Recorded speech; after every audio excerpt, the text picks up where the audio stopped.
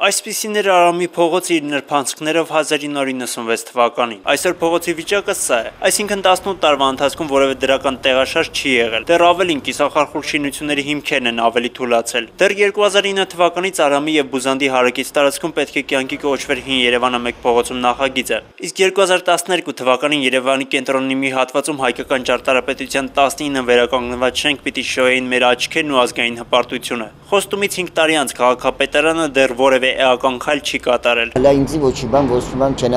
Բնակիչներից Լևոն Գևորգյանը ծնվել եւ մինչ օրս ապրում է իր հայրական տանը։ Ես չեմ մտադրված ստեից դուրս գալու։ Քանման ենթակա տարածքում դեռ 1 տասնյակից ավելի ընտանիք է ապրում, որոնց հետ որևէ պայմանագիր չի կնքվել։ 2009-ից 2010 թվականին բնակիչներից ոմանք էլ պայմանագիր կնքեցին Glendale Hills կառուցապատող ընկերության հետ։ Լքեցին իրենց տները այն պայմանով, որ մինչև նոր բնակարան ստանալը վարձով կապրեն, որի գումարը կվճարի ընկերությունը։ Նրանցից մեկն էլ Արման Դանիելյանն է, ով տեղեկացրեց, որ ընկերությունը վերջին 2 ամսվա վարձակալության գումարը չի տալիս։ Ես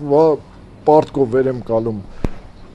ուրիշներից, տալիս եմ տան վարձի փողը, որ ինձ չանեն տունից։ Իսկ ընկերությունից գրավոր տեղեկացին, որ այս բնակիչների տեղեկությունը իրականությանը չի համապատասխանում եւ վարձակալության բոլոր գումարները հունվար ամիսը ներառյալ վճարված են։ Իդեպ, մինչեւ Արամի եւ Բուզանդի հարակից տների բնակիչները սպասում են, Երևանի քաղաքապետարանը դեռևս հունվարին հայտարարեց, որ այս տարի էլ Հին Երևանի վերականգնման համար գումար նախատեսված չէ։